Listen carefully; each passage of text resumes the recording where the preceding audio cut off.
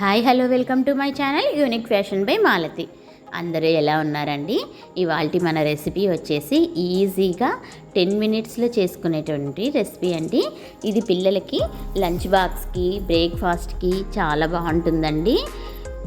ఇంట్లో పెద్దవాళ్ళు ఉన్నా కూడా ఇష్టపడి తింటారు, అంత బాగుంటుంది. సేమియా పులిహోర ఎప్పుడు చేసుకునే సేమియాతో ఉప్మా లాగా కాకుండా ఒక్కసారి ఇలా పులిహోర లాగా ట్రై చేయండి. చూస్తున్నారు కదా, మన సేమియా అన్నది పొడి పొడిలాడుతూ చాలా టేస్టీగా ఉంటుందండి. ఇందుకోసం ముందుగా ఒక ప్యాన్ పెట్టుకొని అందులో 1 కప్పు సేమియాకి 3 కప్పుల వాటర్ వేసుకోండి. అందులోనే కొద్దిగా 1 స్పూన్ ఆయిల్ వేసుకోండి. ఆయిల్ వేసిన తర్వాత వాటర్ అన్నది బాగా మరుగుతూ ఉంటుంది. ఈ టైంలో కొద్దిగా పసుపు కూడా యాడ్ చేసుకోండి. పసుపు ఇక్కడ వేయడం వల్ల మనం తిరువాతలో వేయాల్సిన అవసరం ఉండదు.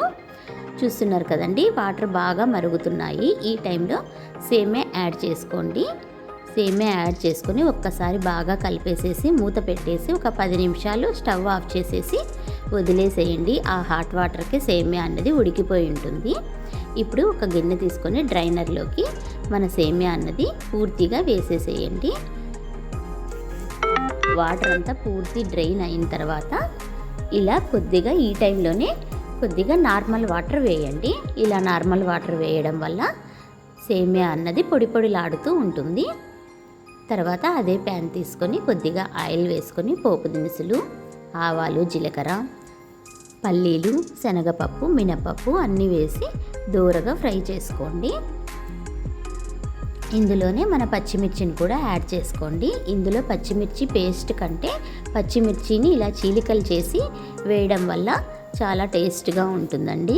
మనం తింటున్నప్పుడు ఆ పచ్చిమిర్చి తగలడం వల్ల కూడా టేస్ట్ బాగా ఉంటుంది. పచ్చిమిర్చి కూడా వేసిన తర్వాత బాగా వేయించండి సిమ్లోనే పెట్టి. కరివేపాకు కూడా వేసుకోండి. నా దగ్గర లేదు కాబట్టి నేను వేసుకోలేదు. ఇదే టైంలోనే కొద్దిగా కాజు వేసుకోండి. కాజు మన ఇష్టం అండి, ఉంటే వేసుకోవచ్చు లేకపోతే లేదు. మనం వాటర్ అంతా తీసేసినటువంటి సేమియాను యాడ్ చేసుకొనేసి కొద్దిగా సాల్ట్ యాడ్ చేయండి, టేస్ట్కి తగినంత వేసి సిమ్లోనే పెట్టి గరిటెతో బాగా కలిపేసేయండి. తరువాత అంతా సేమియాకి పూర్తిగా పట్టేటట్లు సిమ్లోనే ఉంచి కలుపుతూ ఉండండి. మరీ ఎక్కువ కలపకండి, ఎందుకంటే సేమియా అన్నది కట్ అవుతుంది. చూస్తున్నారు కదండి, సిమ్లోనే పెట్టి అలా కలుపుతూ ఉండండి. ఒక 5 నిమిషాలు మరీ మూత పెట్టేసేసి సిమ్లోనే ఉంచి మగ్గించండి. ఇలా చేయడం వల్ల సేమియాలో ఇంకాస్త తడి ఏమన్నా ఉంటే అది కూడా వెళ్ళిపోతుంది. చూస్తున్నారు కదండి, మన పొడి పొడిలాడే సేమియా అన్నది రెడీ అయిపోయింది, సేమియా పులిహోర. ఇదే టైంలో కొద్దిగా నిమ్మరసం యాడ్ చేసుకోండి. స్టవ్ దించే ముందుగా, ఇంకా స్టవ్ మీద నుంచి దించే ముందుగా నిమ్మరసం యాడ్ చేసుకొని బాగా కలిపేసేసి సర్వ్ చేసేయడమే. చూస్తున్నారు కదండి, సేమియా పులిహోర పొడి పొడిలాడుతూ చాలా టేస్ట్గా ఉంటుందండి. ఒక్కసారి ఇలా ట్రై చేయండి.